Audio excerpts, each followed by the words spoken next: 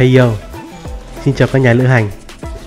Genshin đã bước sang phiên bản 5.1 và hôm nay tôi sẽ quay về Genshin để tiếp tục cốt truyện chính nhiệm vụ ma thần tại Natlan Act 3 và 4. Tại hai Act đầu thì ta đã có cái nhìn tổng quát về vùng đất Natlan, bao gồm con người, văn hóa và những thử thách con người nơi đây sẽ phải đối mặt về cái gì trong tương lai. Về vùng đất Natlan thì thay vì có một thành phố chính làm thủ phủ như là các quốc gia khác thì Natlan lại chia ra làm 6 bộ lạc chính. Đầu tiên là con của tiếng vang, làng nham hay là làng đá này, là nơi chúng ta lần đầu đặt chân đến khi vào Natlan và gặp đệ tử của chúng ta là Kachina. Tiếp đến là vùng đất bộ lạc cư dân suối nước, làng của dân chơi hệ nước, nơi cư trú của nhân vật chơi được là Mulani. Làng thứ ba chúng ta khám phá trên bản đồ là dòng dõi vườn treo.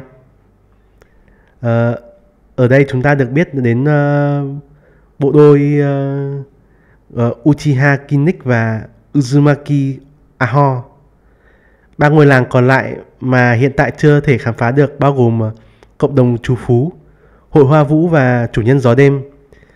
Dù không có thành phố chính nhưng mà cứ hàng năm, sự kiện nghi lễ hành hương về lửa thánh lại được hỏa thần Mavuika tổ chức tại đấu trường.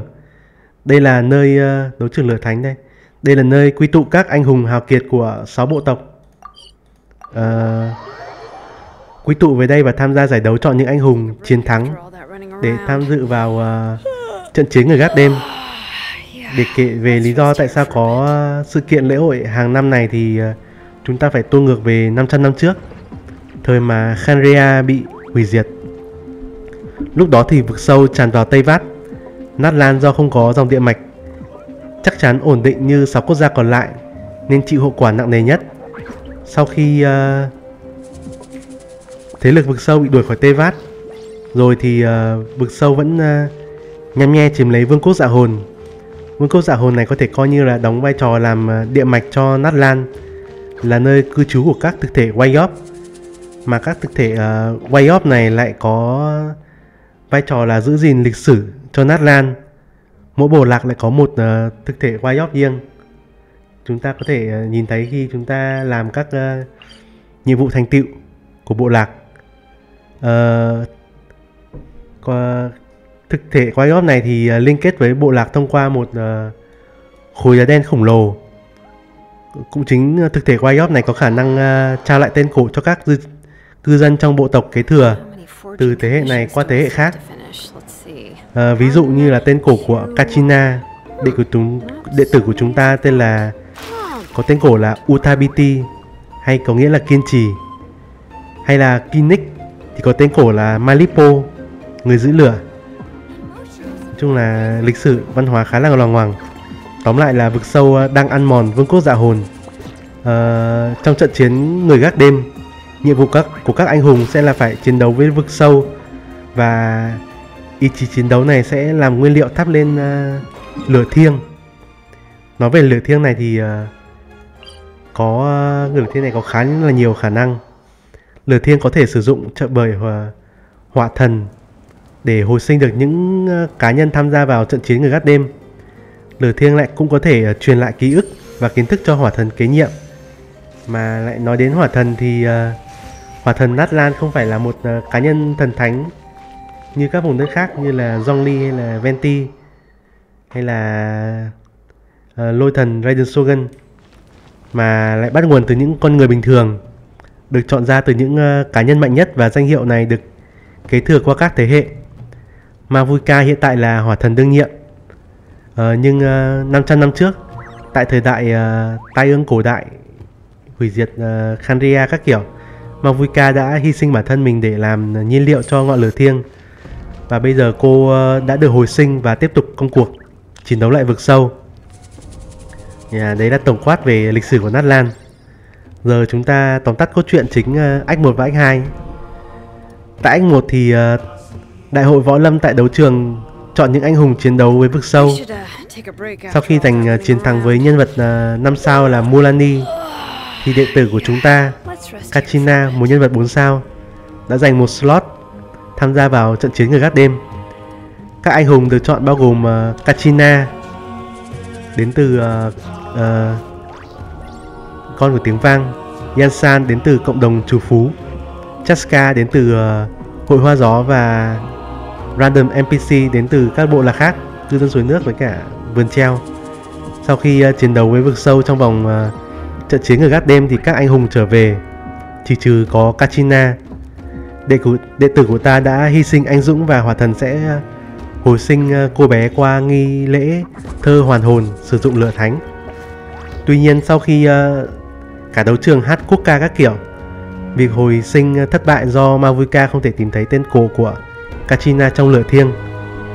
Vực sâu ngày càng mạnh và lửa thiêng ngày càng yếu dần, đến mức mà hỏa thần phải hy sinh sức mạnh của mình để làm nhiên liệu để tiếp tục cho lửa thiêng cháy. Không chịu chấp nhận việc Kachina hy sinh, một nhóm 5 thành viên được thành lập để tiến vào vương quốc dạ hồn giải cứu Kachina, bao gồm có Mulani, Chaska, Yansan, nhà lữ hành và Paimon.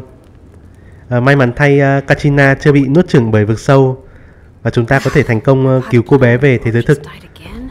Đồng thời thì ở trong vương quốc dạ hồn thì nhờ sức mạnh tình bạn mà Mulani đã nhận được tên cổ của mình là Umoja, hay là đoàn kết. Và từ đây chúng ta đã biết được kế hoạch của hỏa thần Mavuika là sẽ thành lập một nhóm anh hùng gồm 6 người để chinh chiến vực sâu, cứu sống Natlan, vì chỉ còn chưa đầy 1 năm nữa Natlan sẽ sụp đổ, bị nhấn chìm trong vực sâu. Hiện tại team 6 người này thì 4 người đã xuất hiện, bao gồm Kinnick từ làng lá, Yansan từ cộng đồng trú phú, Xilonen từ làng đá mà đến 5.1 này mới xuất hiện này, và mới gia nhập là Mulani từ làng nước. Tôi hy vọng trong phiên bản này chúng ta sẽ biết được danh tính của 2 người còn lại trong team. Nhưng mà kiểu gì cô nàng hệ phong Chaska cũng có một slot rồi. Còn một slot nữa cho người thuộc bộ tộc chủ nhân gió đêm, không biết có phải là Citlali không. Chưa thấy nhân vật này xuất hiện ở 2x đầu. Ngoài ra thì act 3 này có lẽ sẽ xoay quanh việc Xilonen đúc tên cổ cho nhà lữ hành để Men có thể unlock sức mạnh gì đấy trong tương lai. Bên cạnh là Natlan chiến đấu bên vực sâu thì chúng ta cũng không thể quên được hội Fatui đang nhằm nhe Gnosis hỏa. Quan chấp thành hạng thứ 1 Capitano dù đã xuất hiện ngắn ngủi chưa đến 5 phút nhưng đã thể hiện sức mạnh vượt trội bản thân khi 1 chọn 1 với hỏa thần. Dù anh chàng này hơi ở chiếu dưới một tẹo nhưng mà trận chiến cũng khá là cháy. Đoạn cuối thì tình thế hơi bất lợi thì có một người tay chồng Natlan đến đưa Capitano đi. Tương lai chúng ta chắc sẽ còn thấy Capitano nhiều trong cốt truyện. Không biết tóm tắt này đã đủ chưa, nhưng mà tóm tắt dài vãi. Giờ chúng ta bắt đầu vào tuyến truyện ma thần phiên bản 5.1 nhé. Let's go. Đây là sau khi chúng ta đã có bữa tiệc tại nhà hàng chào mừng trận chiến người gác đêm thành công và chào mừng Kachina trở về. Thì đợi 2 ngày sau có việc gì đây? Đợi 2 ngày sau.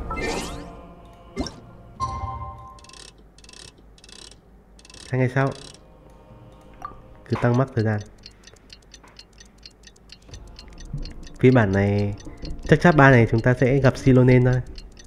Để tôi còn Xilonen giờ của tôi cũng nâng lên được 80 rồi. Tôi đang chờ hoàn thành nốt nhiệm vụ chính, sau đó làm nhiệm vụ bộ lạc của Xilonen để nhận nốt đồ cho Xilonen tăng cấp nốt 90. Oh.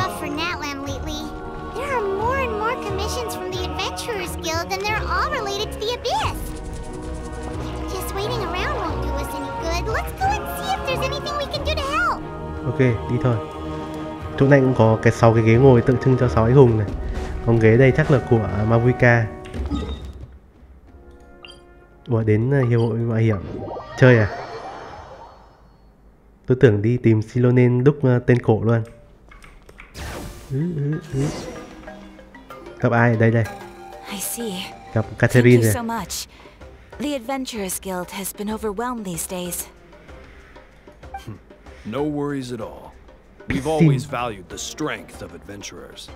Given the current situation, it's vital that we all work together. Since we're facing the same enemies, I'll send you the intel we've collected on the Abyss so far. Ok, All right. cảm ơn.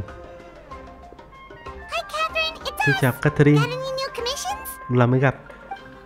Ah, Dù you ngày two nào have cũng gặp come để just in lấy tí time. nguyên thạch. I've got some good news. The Pyro Archon has finished assembling her đủ người forces and stationed đồn them trú. all across Natlan. Đủ người là sao? Given Đâu how đủ the người để làm Abyss gì? has Chống lại ramped vực up sâu its à? activities lately, Chứ không phải we là can tìm no được longer cả afford 6 anh to hùng đúng act không? only after receiving news of an invasion. So the Pyro Archon suggested that the scions of the Liệu anh ba chúng Canopy ta có and thể the tìm thấy Adventurers full Guild anh hùng focus không? on collecting and disseminating intel. That way, we can stay informed of everything that's happening across the land. Không cho Chaska một slot luôn.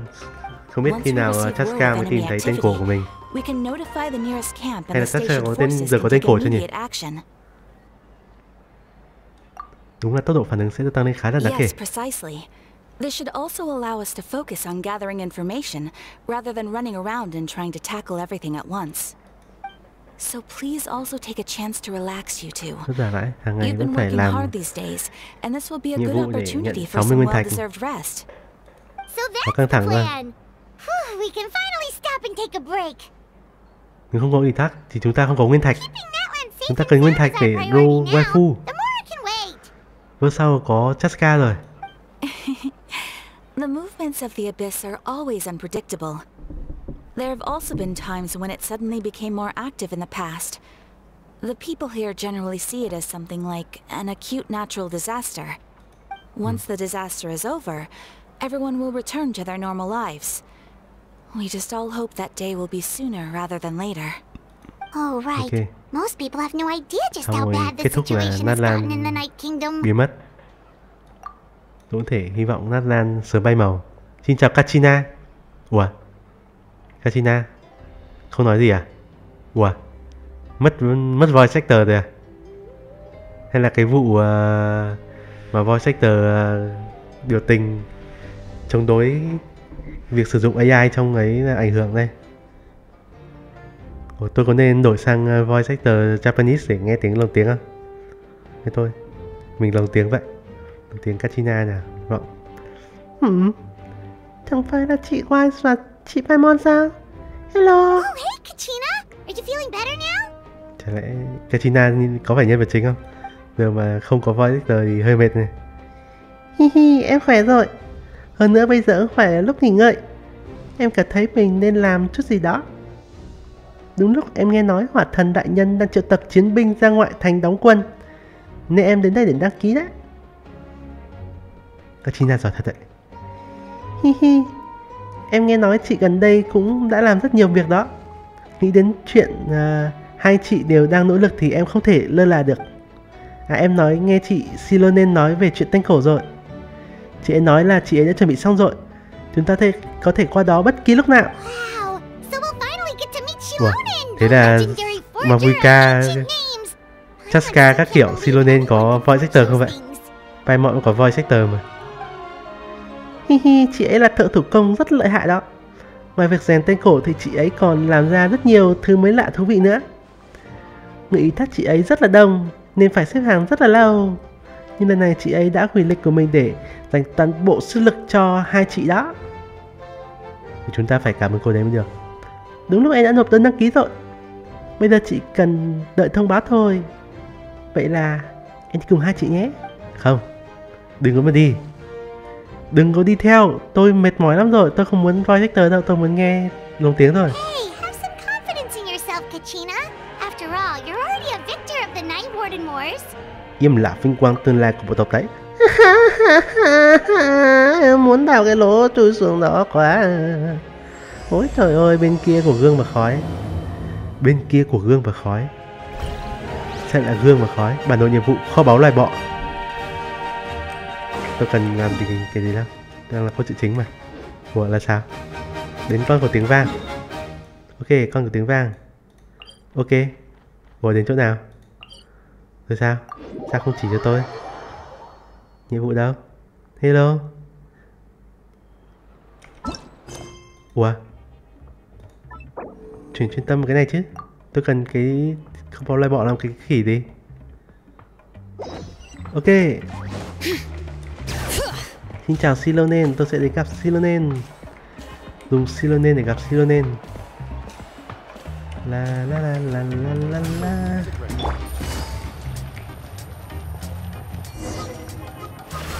Nói chuyện với Xilonen. Xin chào. Xin chào, hello. Có ai không? Xin chào Xilonen. Đây là đuôi báo, tai báo.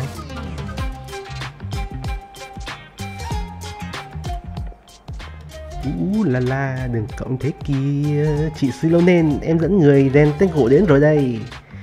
Chị này lợi hại lắm đó. Em đã học được rất nhiều từ chị ấy. Em đảm bảo với chị, em đảm bảo chị Quay sẽ xứng đáng với tên của vị anh hùng. Yes, so I've heard. May quá có So young, and yet you've already got quite the reputation. Wait, are you Outlanders? Vậy. Yep, we're travelers who Chúng just tôi là arrived những in nhà lữ Natlan hành. not too long ago. No, I mean, I was aware that you're travelers. It's just no one told me that you're Outlanders. Tìm sao? Kỳ thị người đồng tính à? Hỏa thần đại nhân không có nói với chị sao? No, the only thing she said is that a new hero had pledged herself to the plan, but we need to forge an ancient name to ensure she'd be able to return safe and sound. And she did mention that it would be quite difficult to forge an ancient name for them, but at the time, I thought she was just commenting on my skills.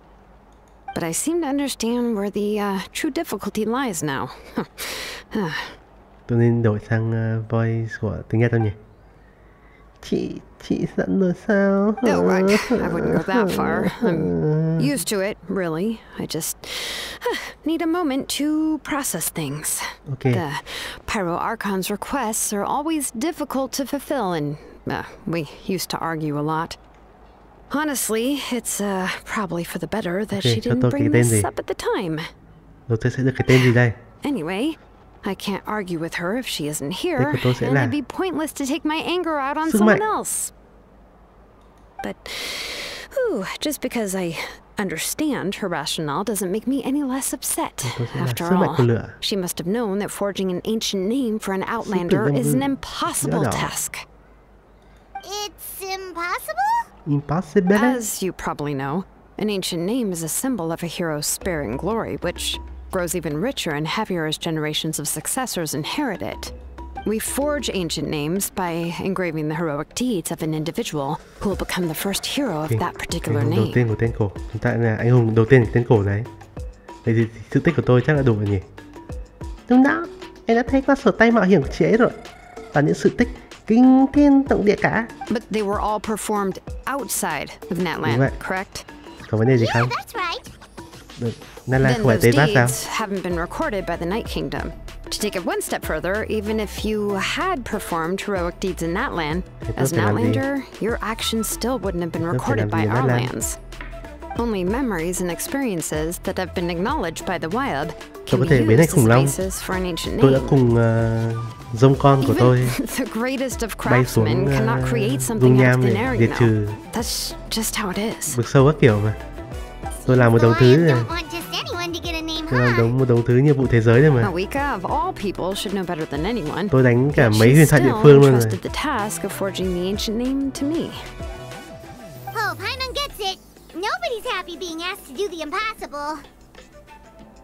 Không sao đâu, cái gì cũng làm được thôi. Trước đây hình như cũng có chuyện này thì phải. Hôm đó anh thấy chị Xilonen chạy mấy chục vòng quanh đồi mà không rõ lý do. Don't remind me. Let's just focus on how we can pull this off.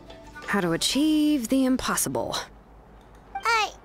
You mean you're already willing to accept the task? Well, what else can I do? What's happened is already done, and it's not like I can outright defy the order of my Archon. Đi, không có voice actor, đi thôi. If she gave me this order, then she believes the ancient name is an indispensable part of her plan, and that I'll be able to find a way to make it happen. In other words, the order is an affirmation of my abilities. Suốt ngày not only has she accepted the task, but now looking for Chống đối silver các kiểu. linings? Có lẽ đây chính là sự ăn ý của cô ấy và hỏa thần nhỉ? Đúng đó. Vậy chúng ta cùng nghĩ xem có cách gì không nhé? Nếu không làm được thì đi nói với hỏa thần đại nhân nhỉ? The key is getting the Wyab to somehow acknowledge the traveler's existence and record her heroic deeds. Ok. We heard the voice of a Wyab when we were in the Night Kingdom before. We even had a whole conversation with her. Ok, ta nói chuyện với quay up thôi. If we can talk to her again, maybe we can figure something out together. Well, Can I every take a tribe look? has their own Wyab. How do we know if the one you met is indeed the best one for us to talk to? Plus, considering the unprecedented nature of this situation, I have a feeling that the acknowledgement of one Wyab alone would probably not be enough. Chẳng lẽ chúng tôi phải đi 6 bộ tộc sao? I don't know. Mới mở có 3 That vùng thôi mà. requires a level of knowledge that I do not possess. We need to find a consultant who's an expert on all things Night Kingdom and Wyab. The first person who comes to mind is Citlali này. Citlali at the Masters of the Night Phải Wind. cả bà The one we call Bà Granny Itztali. Isli. Oh, we Isli. heard that name before. We used her spirit speaker stone to find Kachina's ancient name. Citlali già lắm rồi đấy sao? A person who can make something like that must Nhìn be trong pretty trailer trẻ mà. impressive. I'm unsure she'd be able to help. Sao nhìn Still, she's vẻ older now nhiều. and quite eccentric. It's hard to even book a meeting with her, given that Tầm, she's constantly 13, holed up 14 in a tuổi. room and doesn't like to be disturbed. I've heard that to get her help, you have to be extremely patient with her and Citlali know how là to keep her ở đâu? spirit Người up. đâu? I hate to break it to you, but Sẽ không vui nổi đâu. Huh. Why is that? I mean, didn't she Đừng phá already đồ help của bà you ấy. before? And you even managed to save Kachina. Chaska bắn phát chết luôn. yeah, at the cost of her spirit speaker stone being split into two. Hả? Great going, Moeka. We're already off to a rocky start here. Ok. In that case, I guess your only option is to try to emphasize that this is an important order from the Pyro Okay. Archon. Hopefully, Citlali would still want to show respect to the Mình đấm Archon. Citlali mấy phát cho đỡ. I'll also write you a letter on your behalf. If you can find someone to deliver it and mention some good things about you, then that should help too. Ủa, Citlali ở đâu? Vậy chúng ta đi tìm anh Kinnick đi. Anh là người nắm rõ tình hình nhất. Hơn nữa là khá thân với bà Citlali nữa. I'm unsure hopes a how won't interrupt when he's À talking, hó, though. à hó, à hó. All right, Kanich is a seasoned negotiator. I trust that he'll know the best things to say. Tốt quá, bây giờ em sẽ đi tìm anh ấy ngay. Đừng có đi theo tôi nữa. Please just Ở give me nhà a moment đi. to write the letter, and Không có we voi can meet Hector up near thì the statue of the Seven biến later. đi. Sounds good. We'll take a stroll in the meantime. Ok, đi dạo thôi. Đi dạo làm gì vậy? Đến để hẹn gặp Kinnick. Xin chào. Ủa, đâu rồi? Ủa, sao Xilonen bây giờ? Ủa, Kinnick ra đây làm gì? Bring it! Kinnick đã đứa con tiếng vang làm gì vậy?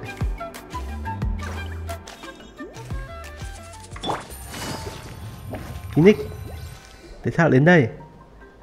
Sau một lúc chờ đợi, Kinnick đã đến. Ủa, cũng không có voi Hector luôn. Ghẻ vậy. Lại gặp nhau rồi. Kachina đã nói rõ tình hình cho tôi nghe. Tôi sẽ mang thư đi và thuyết phục bà Citlali. Vừa hay liên quan đến chuyện đã thức tỉnh linh hồn, tôi vẫn nên đích thân đi một chuyến để giải thích tình hình và đưa ra lời xin lỗi. I'm sorry to put this on you, Kanich. Ủa, thế It's just that ở you're họ có probably the only person who knows vai how to không vậy? deal with her. Không sao. Dù sao thì chúng ta đều đang nỗ lực vì kế hoạch của Hỏa Thần đại nhân mà.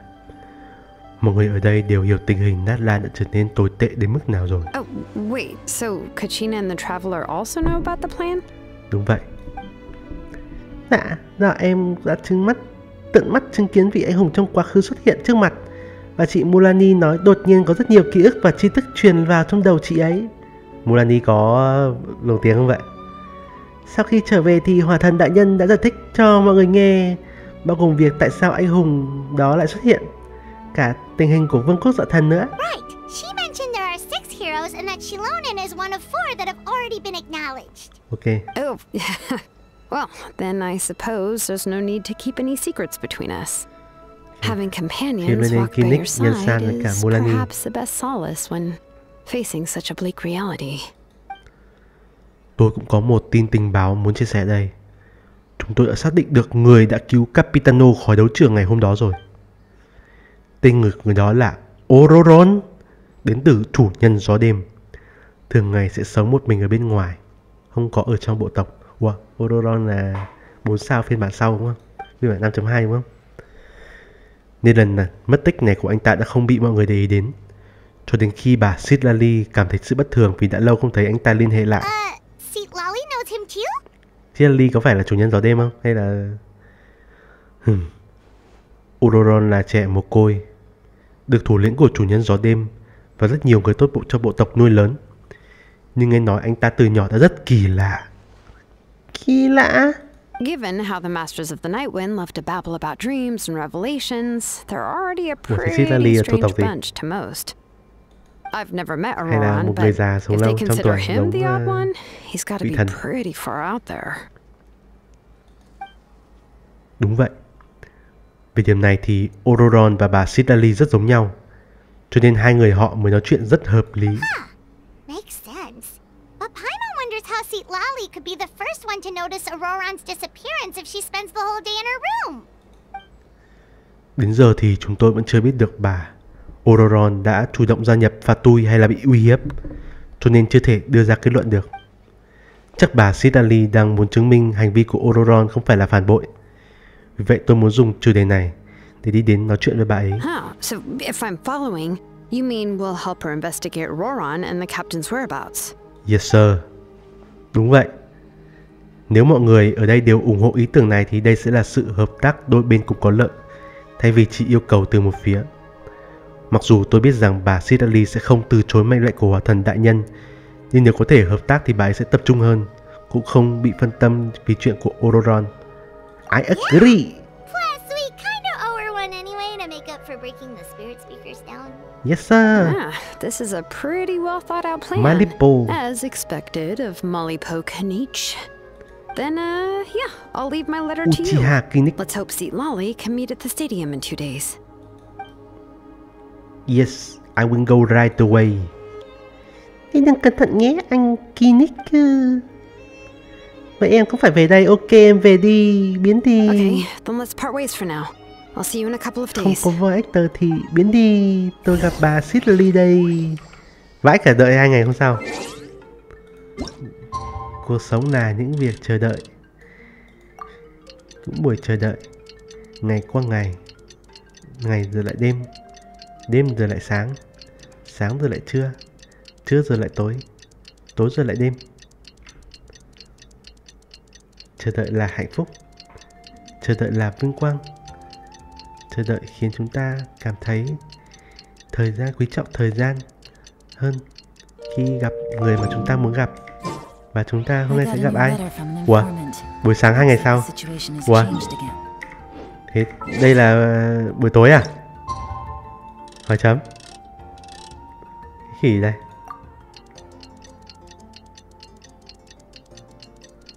Lại phải chờ đợi thêm 1 ngày nữa.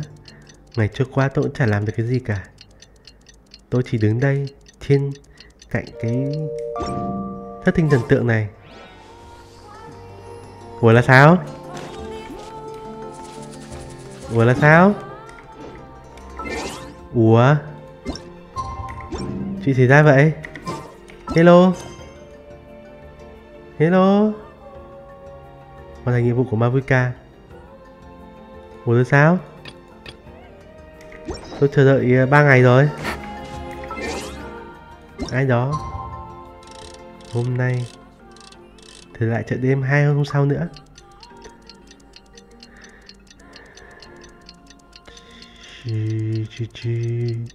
Time goes by so slowly. Tick tick tick, get the number to 2 unhung up. I'm tired of waiting for you. Tick tick tock, it's a quarter of 2 unhung up. I'm tired of waiting for you. What the cái chuyện gì xảy ra vậy? Ôi vãi. Game hỏng à? Game hỏng à? Lỗi này 200, 300 nguyên thạch, 400 nguyên thạch, 500 nguyên thạch. Cái gì đây? Không quan tâm. Nói chuyện với Xilonen. Bắt tôi đợi 2 ngày. Cuối cùng chỉ để nói chuyện lại với Xilonen. Tôi đứng trên đấy rất là lâu rồi. Tôi đứng trên đấy 5 ngày rồi đấy, Xilonen ạ. Hey Xilonen, how's everything going? Tôi đợi 5 ngày rồi. Hi, Traveler and Paimon. Natlan thì còn 1 năm nữa là bị phá hủy rồi mà bắt tôi đợi 5 ngày. I have bad news. Citlali did not reply Biết to thời our gian là request. quý trọng thế nào Although I không? suppose I'm not too surprised. Thì làm sao? You mean she didn't even bother to give Kenichi a response? Thì cái tội khi Nick không có voice actor chứ không sao nữa. Yeah, well, she can be also quite eccentric, though she's one of the most gifted Gọi people Citlali là bà around. thế. Even the Nhìn Masters trẻ of the măng, Night có would 10 mấy often tuổi. struggle to work with her. My guess is that she probably đáng has hình như other Loli vậy reasons for mà. not deigning us with Cứ a gọi là bà. response. But let's go to the stadium and see if we can meet her there. If we do get a chance to talk to her in person, we can still try to work something out. That's true. Let's go! Xem tính cách của bà Citlali này có đáng để rô không? Kiểu người nói chuyện ghét ghét thì có thể skip luôn. Chỉ thích mấy người design. Tôi thích mấy người design kiểu phụ nữ khỏe mạnh như là Xilonen hay là Chaska hay là Mavuka thôi. Paimon doesn't see anybody. Seems she's just not gonna show up, huh? Citlali, ra đây. Citlali. Tôi đợi Well, 5 we ngày tried to be rồi as mà considerate không as we thấy ai could, cả. but she's under no Đừng mất obligation tôi to đợi help. mấy ngày nữa. That might be true, but this is still a request from the Pyro Archon, right? Shouldn't the subject always answer the call of their Archon? Đừng tưởng có mấy tuổi đầu, The tí tuổi subject? đầu mà. Well, if you ask Biết me, làm gì thì làm nhé. I'd say we're all more like friends with the Archon. Thiên Linh cũng là người bên Yes, ngoài. Mawika is our leader, but that doesn't mean there's any kind of tall barrier between us and her. The only thing is that she often has very high expectations of us. Tôi bắt chứng kiến cái gì? So even though she's super powerful, it sounds like she's actually pretty down to earth and easy to get along with. Unlike that old hag Granny Citlali, right? Isli. Does she think she can ignore us just Đúng because vậy. she's famous? Tát cho mấy We'll phát vào talk mặt bây about giờ. her like she's some kind of huge deal, but she didn't Đứng even đằng sau bother này. to reply to our letter. Seriously, if she didn't want to Đúng come, một she lời could chứ. at least let us know. If that's what aging does to you, Paimon never wants to get old. Dăm ba cái bà già nghe khủng với những đống cô đơn. Oh, really? So, that's how you see me? Ok. Who's there? Who's talking next to Paimon? Oh, don't mind me. I'm just a disgruntled old hag, right? Come on, relax. Sao ngực to không? I'm sure my bark's worse than my bite. Huh? Citlali. Citlali. Cái quái gì? You're Đó Citlali? là You're bà Isli sao? Citlali? Yes, Granny Citlali. Vãi lưng But trần luôn. emphasis on Citlali, Lưng trần trắng not bóc luôn. Granny. You must know Design this trong trope game from lưng light trần trắng bóc novels, rồi. surely. They Có use khi it all the time. đá rô đây. The young man who's actually the Suy nghĩ lại, oldest quay person xe. in the room. The girl next door who Có khi turns quay, out to be a seasoned veteran. The khi lại wise thích Nguyên Thạch. sage who looks like a little kid. Mà tôi Oh, thích wipe Nguyên that Thạch. look off your Kiểu face. như You've Rochaska, seriously Mavuka never này. seen an older lady that doesn't look her age? Okay, well, don't go thinking it's a trick either. See? Với cả trang điểm. I'm barely wearing any makeup.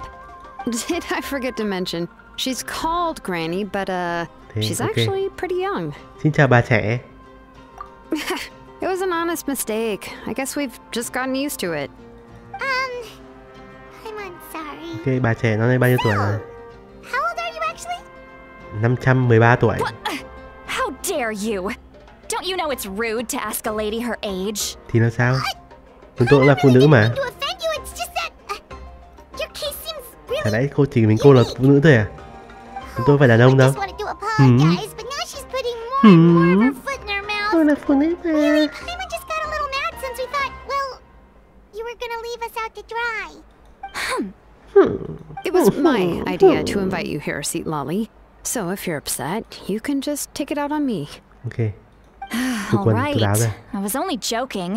I didn't mean to chastise anyone. There's really no need to take all this so seriously. If anything, I'm gonna feel awkward if we keep this going. Bà cũng luôn phết. I received Kenichi's letter and was planning to attend this meeting. Bà này 43 tuổi. Since I had already decided to come, I Terry figured there was Terry. no need to draft a reply that simply said, understood. Understood. Besides, just showing up is the most important part. No? Ok, Kinnick không có But, of course, vái tờ nên là chắc là skip. it's also natural for people to get held up by one thing or another as they're trying to leave the house. It certainly was a bit awkward to see that everyone else had arrived before me. At first, I was thinking of quietly sneaking over, but since you were already here waiting for me, I started to think about how I should phrase my apology. Only to hear you all talking smack about me. Đấy, bà mặt cũng Anyway, cute phết. that's the whole story. Cuối cùng bà bao nhiêu tuổi thì tôi còn Honestly, it's not biết like I tôi có owed you role an nào. explanation anyway. Mà thôi, bà nhiều tuổi thì cũng như là Bình lão hay là ấy thôi. Bà cò thôi. Tôi cũng role bà cò mà. What's with that expression? Bà nhỏ. Was she feeling embarrassed just now? Chắc thế, không biết nữa. Cô ấy đang đợi chúng ta tiếp lời sao? Nhưng là cô ấy nói có nhiều điểm gây cười lắm. Mình có nên cười không? Nếu cười thì có bị bất lịch sự quá không? Hay là không cười mới bất lịch sự đây? When the Masters of the Night Wind said they struggle dealing with her. I wonder if the feeling is mutual. She seems to be pretty awkward herself. Everything she does and says seems a little forced. Cười hay không? Anyway, Xilonen, Đúng vậy. I heard that you require my help in crafting an ancient name. Correct. Bạn to The hết. situation isn't like anything we've handled before. Nhưng mà không to bằng Let me explain. mấy waifu này. Mấy waifu còn lại. I see. So Mauika has asked you to Cùng forge an axit ancient uống nước name cam. for an outlander. Well, that would be a first. And you've also heard all about Auroron. I Chào, must say, he's Auroron. always been a good kid. I can't Orion see him là joining the Chocobai. Fatui of his own volition. Chocobai He là must have been Auroron. coerced somehow. Ok. Yeah, that's Thì what I thôi. came here to ask you. We'll help bring Auroron back if you help us solve the problems of forging the ancient name. What do you Ok. think? Tôi đi đấm Capitano. I suppose I'll just call you Traveler for now. Ok. Traveler, come here. Let me take a good Okay. look at you. Tôi sẽ tụt quần tụt áo ra cho bà Citlali xem. Tụt. Không tụt rồi. Wealth leads to unending conflicts between people. Yet you alone transcend the value of gold. Baleful thunder and wrathful waves bring terror to mortal hearts. Yet again and again, you've Núi vàng braved là them to find new Zhongli, worlds. sấm sét là Inazuma. Sóng dữ có khi là A weary yet free Fontaine. soul. Even the most verdant leaf in the forest will Forest ở pray đây. for your happiness and safe passage. Đây chắc là Sumeru này. Those là are sao? all the things that I could see in you. You've experienced far more than even most mortals could dream of. You possess the heart of a sincere hero, along with the conviction to lift a torch above your head and walk Đúng vậy. headlong into the night. Sẵn lòng nâng bước vào bóng đêm để Hả? kiếm nguyên thạch. Rồi waifu. Don't move. There's something here. Cái gì? What thing? Don't scare Okay. Paimon. Is the traveler gonna be okay? Có cái gì? Shoo! Cái gì vậy? That Cái should gì do mà it. bay ra khỏi người tôi vậy? You've just returned from the Night Kingdom, so some fragments of souls were still stuck to your body. Sợ thế. No need to worry. I've just cleared out the last of them. Isn't that Thế cũng kinda sợ. like having part of a ghost come back with you? It's nothing as serious as that. If left unattended, the most it could do is stir up some chaos in your mind. And In that case, better to get rid of them. it was Arigato. nothing. Xilonen, let's follow your proposal. Once you've brought Auroron back, I'll take you to see the Lord of the Night. Ok, thế The bà bao Lord nhiêu of the tuổi? Night? Dạ Don't thân. we need to talk to the Wyab of the tribes? Something Ủa, dạ this thật là ai? important is beyond their Ủa, jurisdiction. có nhân vật mới à? Only Là the dạ thần Lord à? of the Night can decide whether we can grant an ancient name to one who does not hail Mình from có our một thế lực lands. mới này. The Lord of the Night is an ancient entity that rules over the entire Night Kingdom, constantly borrowing the power of the sacred flame to combat corrosion from the abyss. Oh, so Người you're Thanh này chống lại basically sự saying it's even more powerful than the Okay. Wyab of the tribes. Well, that sort of makes sense, being the lord of the entire Night Đây là Kingdom một lý and do all. để đốt cháy lửa Not thánh, exactly. thêm It's cháy not hơn so để much chống that lại vực one's sâu. more powerful than the other. Vì cho dạ thần chống lại But vực sâu. never mind. That's not important. It would take too much time to explain. Just listen carefully to what I'm about to tell you. Đã The xuất hồn. Lord of the Xuất. Night is currently in a deep Ok, rồi slumber, xuất ra and we đây. can only communicate with its consciousness while in a trance. Xuất. In other words, in a dream. Nằm mơ xuất cái gì? But I will need to prepare a few more things if we are to hold a ceremony to achieve the state of the trance. I'll make a list. Can any of you get everything for me? I can go. It'll probably be a long list, Okay. so better leave it to someone who Giờ knows tôi all sẽ the đi local tìm vendors. Ororon. Sounds good. Then we'll go with Citlali to track down Auroron. Ororon đâu? The Fatui are nothing to scoff at, so please be careful during your investigation. Zamba Fatui. Yep, we'll be sure to play it safe. Cùng lắm là tôi sẽ đấu với Capitano. Capitano đâu? Ta đến đây. All right, now it's time for us to catch that brat and bring him back. Phew. Oh, I'm sorry I made you wait earlier. It was actually because I decided to swing by Auroron's place to look for clues. He has always lived alone, and I found a broken jar in his house. Trạng thái của bọn There was also Phlogiston. something off about his phlogiston aphids, which I assume is because their keeper has been gone for quite some time. And interestingly enough, Trong nhà có I vết saw chém. some slash marks in the house that did not match any of our local weapons. Đấu My Oh, sounds like the Fatui broke into đấu his house Fatui and took him hay làm gì? hostage. But why would they kidnap a kid who just spends his days living in the country and raising aphids? He's Phải only in 20 his tuổi. 20s. What would they want with him? Bà này mấy trăm tuổi rồi. That's not to say that I believe he's totally innocent, of course. Since he's the only one who was kidnapped out of everyone in Natlan, he must have done something to attract their attention. Bà ấy chắc không phải là anh hùng đi cùng ở Ma Vương Cao nhỉ? In any case, we'll get to the bottom of this once we manage to get him back here. Chắc kiểu giá này rồi chắc phải có tên cổ nữa nhỉ? I'm truly sorry to put you two Chắc through kiểu all đây this là trouble with gọi me, là cũng là kiểu but một please help ma me get thần him của back. Natlan, giống You can count on us. Xiao hay là bà cò. All right, Hay then là let's Yemiko. start by heading to where Auroron was seen last. Ngồi, ok. Cuốn theo chiều gió, sông trong đời sông cần có một tí lòng. Để làm gì em biết không? Để chấm mắm tôm, để chấm mắm tôm. Điều tra manh mối về Auroron, rồi mọi việc sẽ sáng tỏ.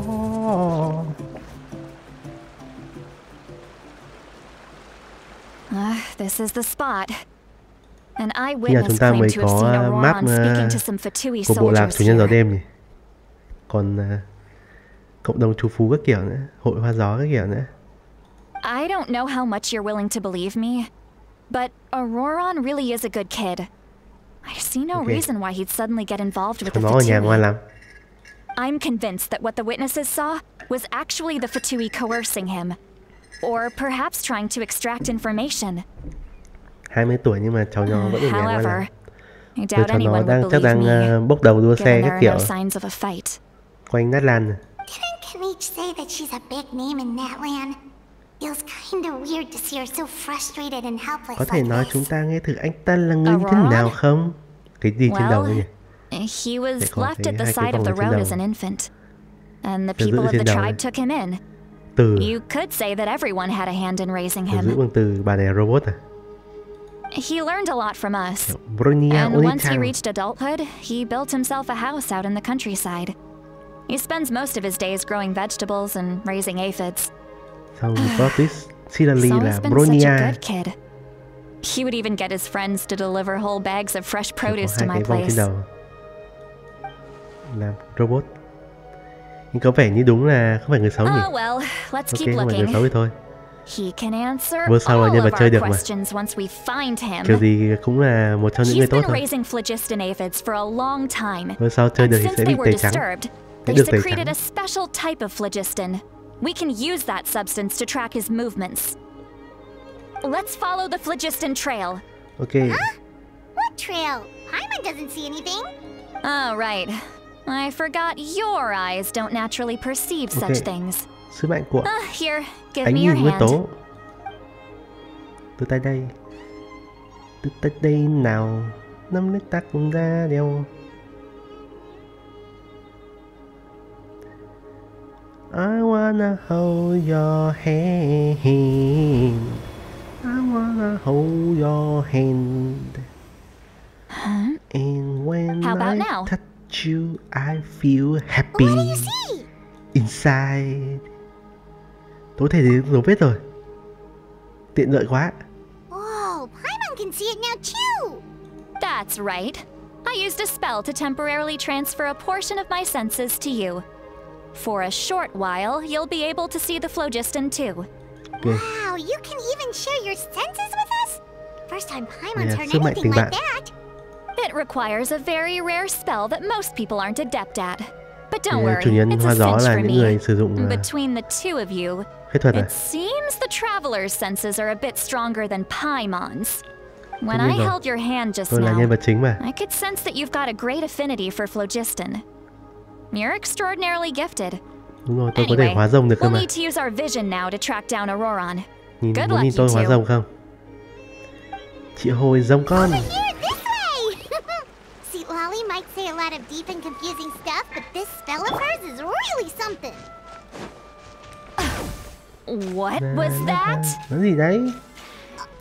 Cái gì vậy? Sao lại có cutscene rồi? Tôi mới đi được một đoạn thôi mà. Deep and confusing. As far Shaman as à? elderly shamans go, I'd say Shaman that là I'm kiểu already người pretty easy to talk triệu to. hồi phép thuật Is các kiểu. there any other old hag who's as fluent in the language of the youth as me? But is my way of speaking still not trendy enough?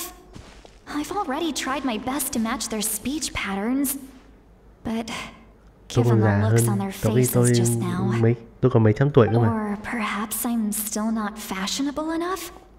But that can't be, right? Ok, tôi quần áo ra là Don't tell me they're định still thời getting thượng. the impression that I'm super old-fashioned. hả? Cái gì? Nghe được cả Citlali nói chuyện này.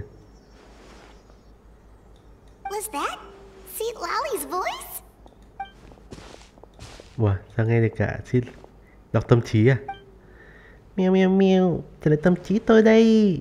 Có vẻ như Paimon đã nghe thấy rồi. Nhưng về mặt ngỡ ngàng đó, để nghĩ xem là tác dụng phụ của phép thuật mà cô ấy niệm. Now that I think about it, it's a good thing I found some helpers this time. Some things are Đúng best vậy. done with the help of Có những friends. việc phải làm chung với nhau. Ví dụ như là chuyện đấy. Thì ra là dùng thần giao cách cảm để truyền đạt suy nghĩ sao. Lợi hại thật. Không hổ danh là Citlali.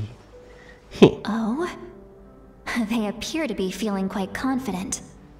Looks like our work will go smoothly. Đúng vậy. Cứ giả cho chúng tôi nhé. Lego. Kính chào anh chạy phía trước. Ok. Hey, looks like there's a new camp over there. Xin chào Capybara. Ủa, nói gì vậy? Yep, judging by Paimon's Mấy experience cả as a dấu vết guide, con it trại. definitely looks like people Nhìn set up cả camp here. cái trại đây mà có dấu vết con trại. Wait.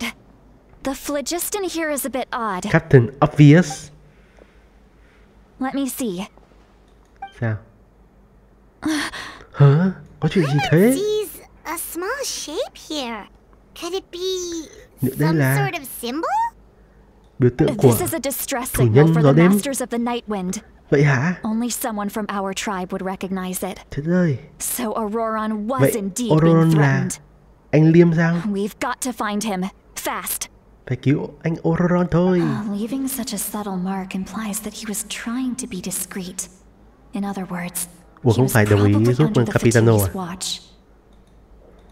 If they notice us, we can just charge in and fight them to the death. But what if my darling grandson is also there? Đấm luôn. I can't have him caught in the crossfire. No, I've got to be careful. Otherwise he'd get hit as well. How annoying. No, I've got to stay Bà calm có nội tâm and keep my composure. phong phú. Nội tâm và tâm hồn phong phú. Rồi sao nữa? La. Ok, tiếp tục điều tra. Trong này có gì không? Không có gì cả, một đống rác. Tôi là Xilonen đây, tôi đã đi cùng điều tra cùng mọi người. Hey. Cái gì đây? Xin ít đồ. Kích hoạt. Ok. Đây là đâu? Tôi là ai? Các xin làm thế. There are traces of people staying here too. Vậy hả? Nó biết là vậy. Wait a second. The phlogiston around here is jumbled up.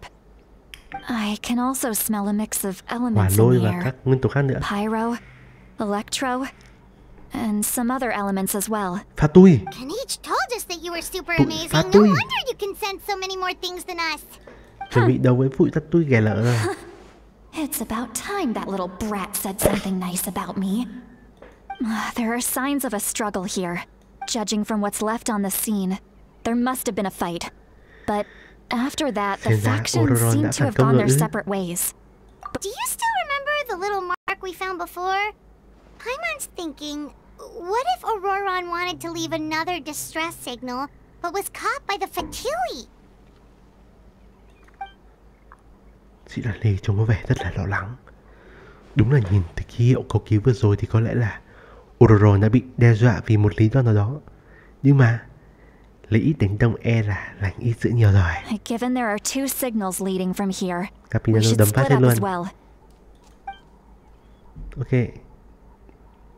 Đây là game kinh I'll dị take thì this việc direction and leave the other one to you. nếu đây là game kinh dị thì đây là một Auroron, kế hoạch rất what the là heck tồi were tệ. you doing? It's one thing to trouble me, but now I had to bring other people into this as well. You little brat. And off she goes. Bye bye. Traveler, did you hear all of that as well? Ok. Once Citlali left, that voice went away as well. Paimon even tried calling her name inside Paimon's head, but there was no response. Thêm một chiều So thôi you mà. were thinking the same thing. Đường một chiều. Paimon also thought that if we could hear what she was thinking, then she could probably also hear what we were thinking in our heads. Tôi nghĩ Citlali không nhận thấy She điều gì did cả. say that she was quite adept at this spell, and it doesn't sound like she's had any trouble with it in the past. Huh, maybe we're a special case and can hear her thoughts as a side effect. If you think about it, she's really got a lively inner world. It paints quite a different picture from Paimon's first impression of her.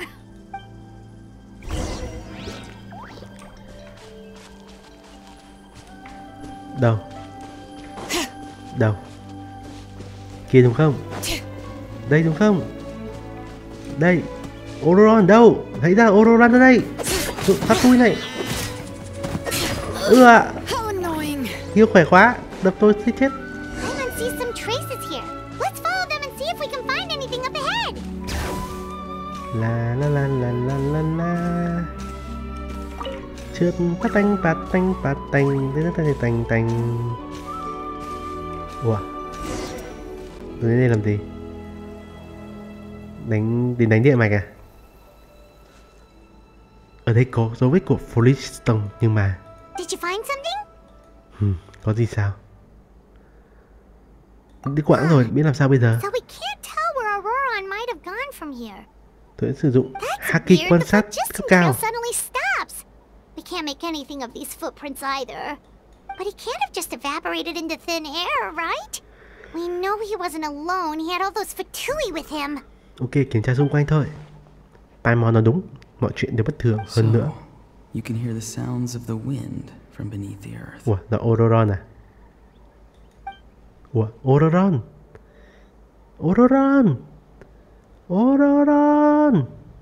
Đợi đã, bên đây có ai đó đang nói chuyện. Flashback. Vương quốc dạ hồn. Thân giác khách cảm.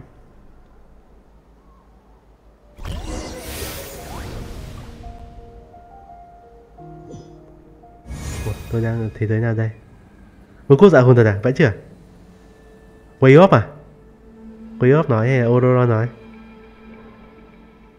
Vương quốc dạ thần. Tại sao mình lại ở đây nhỉ? Ororon. Ororon là Chocopai. Chocopai là Ororon. I have no desire to hurt you. Ok, quay lại thôi. I apologize that our first meeting has to take place like this. It's just that you're much like one of those animals with ears that perk up as soon as it senses danger in their environment. And given your combat proficiency, I would not have been able to gain an advantage over you if you were anywhere else in the world. Bành trướng lãnh địa. However, you're now in the Night Kingdom, a familiar domain to the masters of the Night Wind. Bị bành trướng lãnh địa rồi. Hello, traveler. I'm Auroron, the one you've been searching for. Vậy anh chính là Skuna ư? The Fatui's custody. I see. So even Granny has told you that I was coerced by the Fatui. I'm afraid you've been brought here by a lie, like a false omen in the lingering smoke. My friend and I only left those traces to lure you here. Deceiving you was never our true intent, however. It was simply the fastest and most feasible way for us to set up a meeting. Capitano! Greetings, traveler from afar. Greeting, travelers. Be careful with this traveler. Capitano. Her soul is temporarily restrained by us. Tôi It là appears to Capitano have đây. become more fragile in the process. It's taking all my concentration to hold on to her. It was I who tasked Auroron with leaving the traces to lead you here, and I who used the Master's ritual to bring your soul to the Night Kingdom. What do you I've want heard to much do? about you from the past encounters you've had with my colleagues. Given the present situation in Natlan, I would like to sincerely request a formal meeting Ok, with you. cởi mặt nạ ra in xem person. website không? Đeo mặt nạ làm gì? I will use the opportunity to explain my goals and motivations to you, as well as why I mistrust Malwika, the Pyro Archon. I believe there is little reason for you to blindly follow her Malwika plan. là người tốt, tại không tin ngươi đâu. If you would like to hear our intel, then find us to the east of the stadium. Hòa thân But chính là remember, Himeko not a Sensei. word of this to anyone. I would like to avoid any further conflict. Ngươi có ngược đi rồi, ngươi sẽ biết ai là You người will tốt. see me again once you return to reality. No matter what I say, please help me keep this a secret. This is all to avoid dragging Granny into this conflict. Ok. Sự bí mật. Ủa, thì gặp thế thôi à? Ủa, thế thôi à? Giờ làm gì nữa? Đơn giản vậy thôi sao? Xin chào. Tôi đã xuất ra rồi. Giờ tôi đã nhập lại rồi. Hey, what happened just now?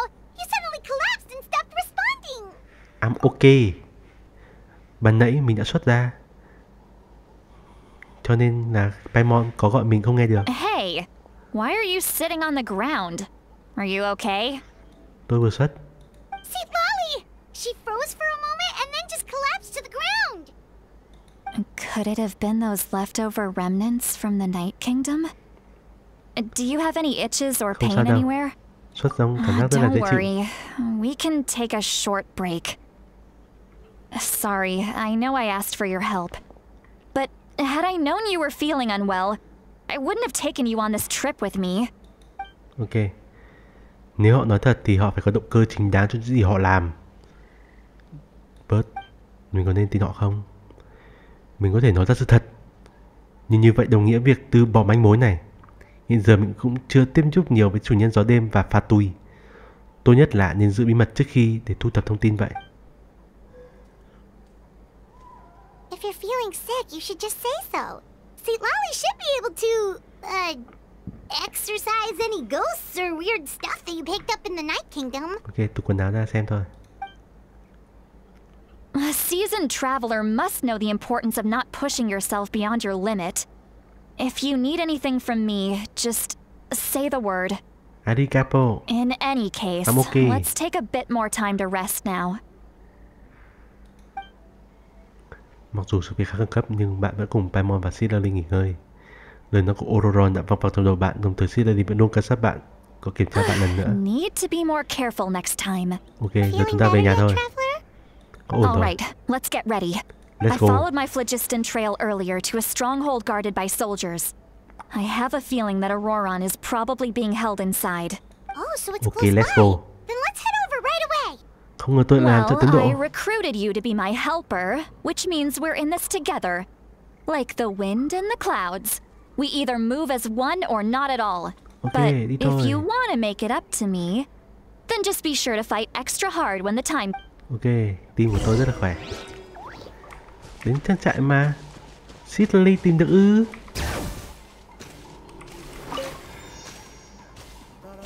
La pa pa pa pa la. Pa la la pa pa pa pa pa pa. Pa la la pa pa pa. Kia. Đấm hai con kia thôi mà. Có gì Look đâu. over there. Hả? Paimon thinks she sees someone in the middle Auroron of the camp. kìa. That's Auroron. So he really was taken by the Fatui. Auroron đang xuất à? Chả lẽ cũng đang xuất thôi? All right, we'll take the lead. Chúng ta ra xuất cùng Auroron thôi. Có cả còng. Cái đề còng à? Hay đây là cái gì? Hey, quit daydreaming. Don't you have work to do? Coterliski. I cannot see the sun. Không thể mất trời. À, cái gì? What? Without the sun, I cannot see the truth. You are currently blocking the light, so I must beseech you to move aside. Huh? Okay, Mr. Philosopher. That's enough mumbo jumbo. Wow. I'm going to rip that guy's head right off. Là sao? Citlali's struggling to control her temper now. Are you ready? Let's go kick their butts. On my count. 3, 2, 1. 3, 2, Đấm. 1. Sức mạnh của tình bạn. Still trying to resist? You've got no idea who you're up against.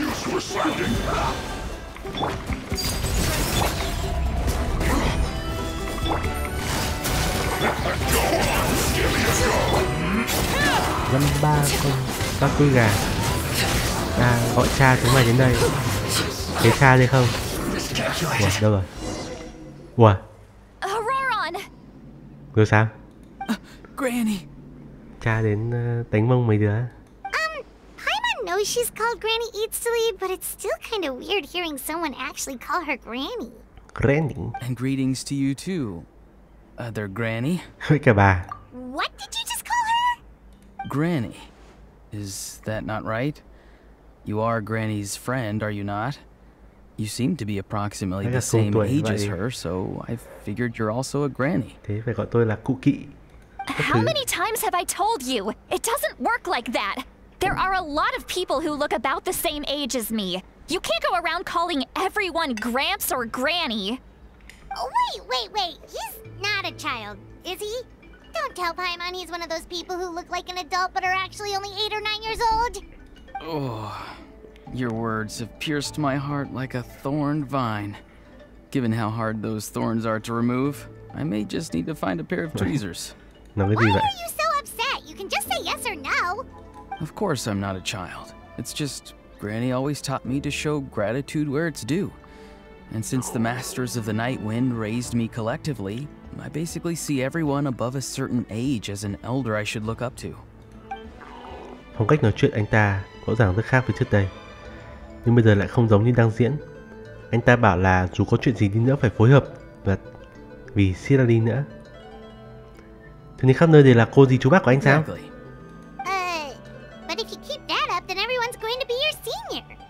And do you think saying all of this is Ủa gonna sao? save you from a scolding, Auroron? Haven't I told you 100 times since you were a kid? Heed the 3 warnings. 3 điều gì? Beware 3 of điều bác bees Hồ dạy. prowling around, Yêu tổ scammers quốc, yêu đồng looking bào, for their next là tốt là victim, tốt, strange là people tốt who phải là appear out tốt, of nowhere. giữ gìn thể thiết là tốt, nhưng tốt là dũng cảm. Oh, so you do remember and you just chose to ignore them. I always knew that living on your own was going to get you into trouble sooner or later.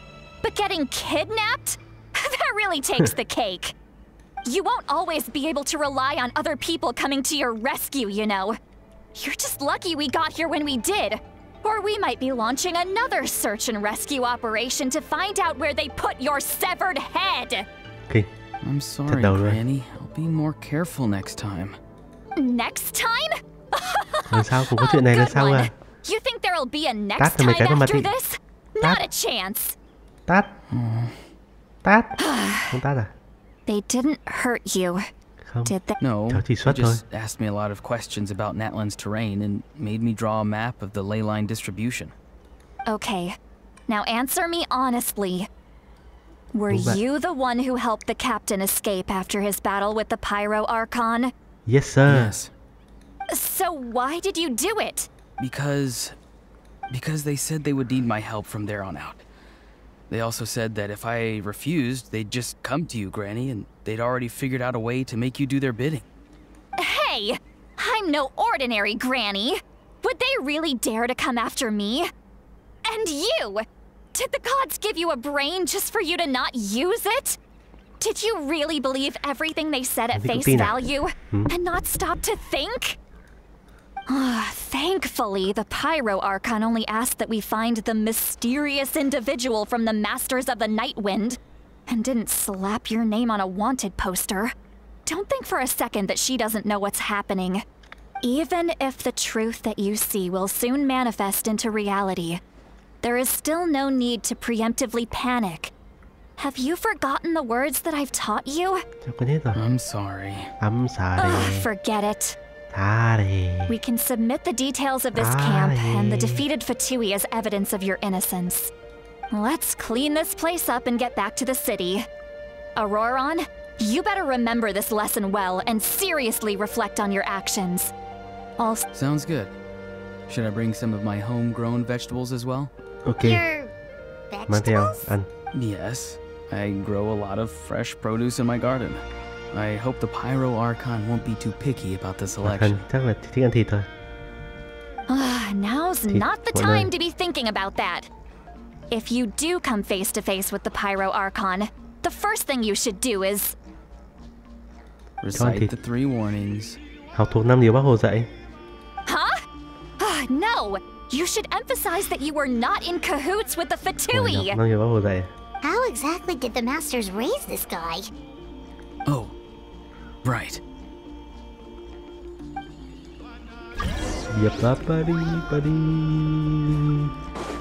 Đến phòng quản lý. Ok. Lâu lắm không gặp hỏa thần rồi. Gặp hỏa thần thôi. Xin chào hỏa thần. Xin chào hỏa thần đại nhân. Hello. Hello Mavuka. Ủa, teleport đến đây được luôn. I see. Ủa, đây quản lý à? So Auroron came to the captain's Ủa, tôi tưởng gặp hỏa rescue thần. because he promised to help him in exchange for Citlali's safety. That's right. I'm sorry. Sorry. Now that you know Auroron was only trying to protect another member of his tribe, could I ask you to petition the Pyro Archon for her forgiveness? We'll give her a full report. We'll let you know once she's reached a decision. Will I need to stay here? Technically, yes. But if Miss Citlali is willing to serve as your guarantor, then we can release you from custody. Sure. I'd be happy to do that. I don't have any more time to waste here. I still have other things to do. Ok, làm gì thì làm gì. Tạm biệt. Understood. Thank you very much. Mr. Auroron, please report back to the speaker's chamber as soon as you've received notice of the Archon's decision. Bye bye. I understand. Thank you. Arigato gozaimasu. Granny. Well, at least you won't need to hide your face anymore. Traveler, Paimon, thank you very much for your help. And don't worry, I haven't forgotten about my side of the deal. Okay. Once Auroron is settled, I'll go talk to Xilonen and get started on forging an ancient name for you. Ok, đứt tên cổ. You scratch my back, I scratch yours. Ok. It's as good as done. Cởi áo ra. You can just go twiddle your thumbs or something while you wait for the good news. Cần gì cởi để cái lưng đâu. Come with me, Auroron. Làm gì có tí vải nào sau We've lưng got to đâu. find you a place to stay for the night. Ok. Goodbye, other Tạm Granny. biệt, vĩnh biệt. Đứa cháu này thật là khách sáo quá.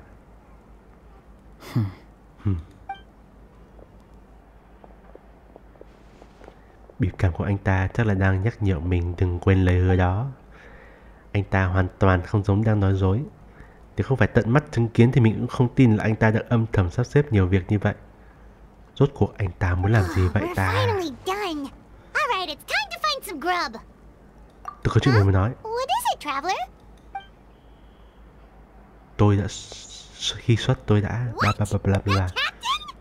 Mày bè cái miệng lại. Sorry. Paimon just didn't see that coming.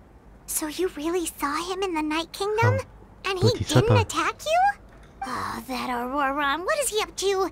He sounded earnest enough just now. Paimon would have never guessed anything was happening.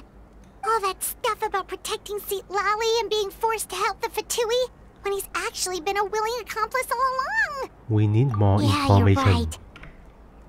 Still, Paimon appreciates you telling her about this.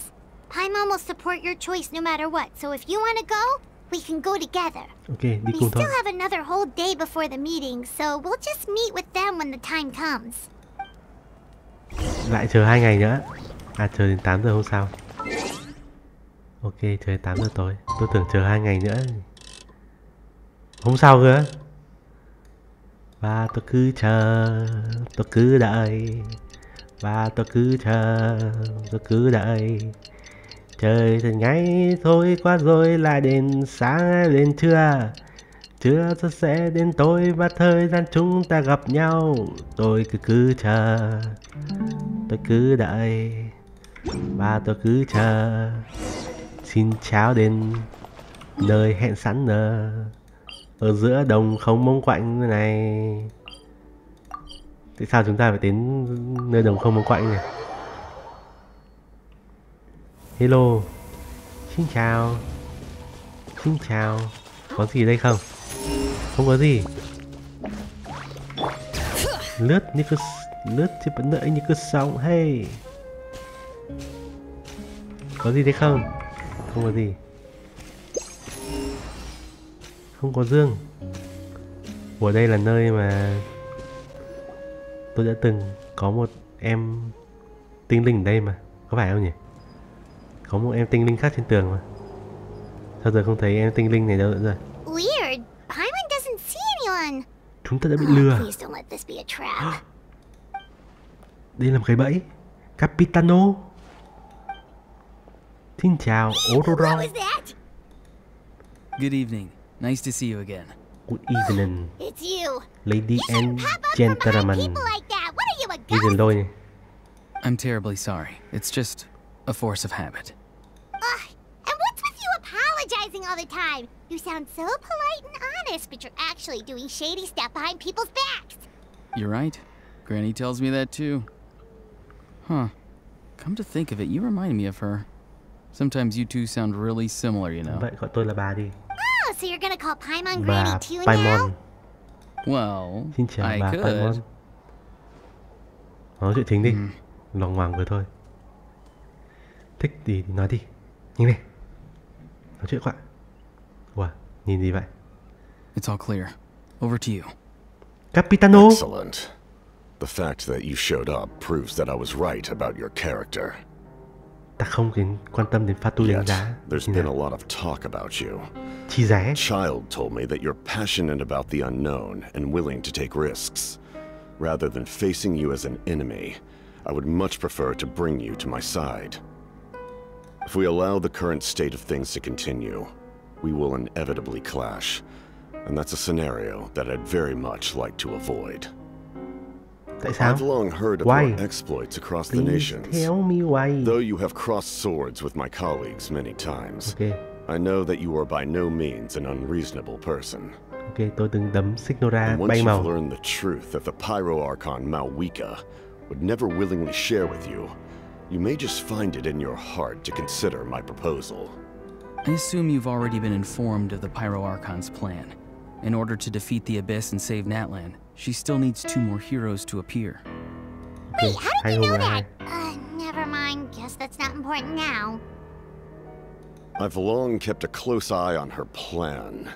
To be frank, it's an exceedingly risky plan. Will the heroes really appear? And even if they come to her, will their power be enough to drive the Abyss back? If any part of the plan goes awry, all of Natlan, even all of Tevat, will pay for her mistakes. Now, you may have been led to believe that this is the only plan Fatui đánh nhau với thiên lý thôi, chứ hóa ra đánh nhau vực sâu. What if I told you she's had another emergency plan all along, the details of which she has chosen to keep hidden from you? Thức ăn khẩn cấp. An emergency plan? Thức ăn khẩn cấp. Yes. Paimon. A way to keep Natlan intact, even if her original plan fails. But given the painful cost of its execution, she has chosen to keep it as a mere backup plan. Lại chúng ta có the final lesson. Stems from hesitation, bài học cuối cùng phần 2. Even naivete, I cannot say. But Natlan cannot afford to wait until she comes to her senses. My fear is that given the enormity of the decision, she will be reluctant to confront the dire reality we face until it is too late. There will be no time left to execute the backup plan, and all of Natlan will be lost to the abyss. We have to make the decision for her, here and now. Đây chỉ là suy đoán một chiều của ngươi thôi. Do you have any evidence for all this? Just telling us a bunch of scary stuff isn't enough, you know. Besides, wasn't it you who tried to seize the Gnosis for the Tsaritsa plan? Đúng vậy. Tôi đã cướp Gnosis. Hành động thay cô ta không lẽ Gnosis có liên quan đến tự án? That's right. I did not seek the Gnosis for the Tsaritsa. Since I was defeated in battle, I must put to rest my thoughts about the Gnosis. But even so, my desire to save Natlan remains unchanged. Là nguồn gốc từ đâu? And now, I have found a new way to solve the crisis. We can implement it immediately if we reach an agreement. Ai vậy? Someone's here. Citlali. The captain disappeared. Something is rapidly approaching. Oh no. Citlali. Bad Vỡ news, mặt. chump. It's your granny. Tát cho vỡ mặt, chết chưa? Ngu chưa con? Ngu chưa? When did you get here? Trứng mà đòi khôn hơn vịt à? I knew something was amiss after we were separated. Hidden ceremonial tools, an unconscious traveler. I must say, I'm very curious about what you're up to. Cháu đòi khôn hơn bà. How dare you go behind our backs like this, bà tát cho mấy quả vào mặt bây giờ. Colluding with the Fatui? Really? Dám à? Oh, here we go again. Cat got your tongue, huh? Cầm dép You đánh really mấy think phát you nữa can đi. avoid a scolding just by staying quiet? Tông đâu? Tông Lào đâu? I'm not trying to avoid anything. Oh, and now you're talking back. I'm sorry, Granny. I feel so guilty. You! That's it! Where are my tools? Đây, I swear if I don't teach you a lesson right here and now, đây tông Lào đây. Đây móc quần áo đây, thích dùng cái gì? Đây chổi đây, có chổi đây này. Please calm down. We still learned a lot of info, Một sợi dâm vàng là 2 sợi vàng dâm. Bà làm chổi to, bà làm chổi nhỏ.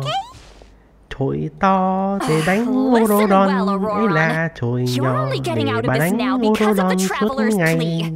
This isn't over. You hear me? You're right, traveler. Let's go. We can discuss this more back in the city. You two keep an eye on Auroron for me, okay? Okay, yes sir. Chết chưa, ngu chưa? Bạn ấy Capitano nói nếu đến đoạn quan trọng thì bị gió đã mất. Nhưng ít ra thì Auroron vẫn còn ở đây. Tìm cơ hội để hỏi anh ta vậy. Ok. Wow. Thành tựu gì đây? Tướng quân trong mê cung chính thức chạm mặt quan sát thành Fatui Capitano. Ok. Đây là lần đầu tiên chúng ta gặp Capitano. Ủa? Thư Furina. Hôm nay là sinh nhật Furina sao? Pula Justice. Giới hạn HP tăng trình. Soufflé. Macaron. Bánh su bồng bềnh. Ngon thế. Ngon quá trời đất ơi. Ủa tôi chưa nhận à? Thôi đi. Ok. Ăn thôi. Ủa về thành sao lại đứng giữa đường cái này? Xin chào. Về thành cơ mà.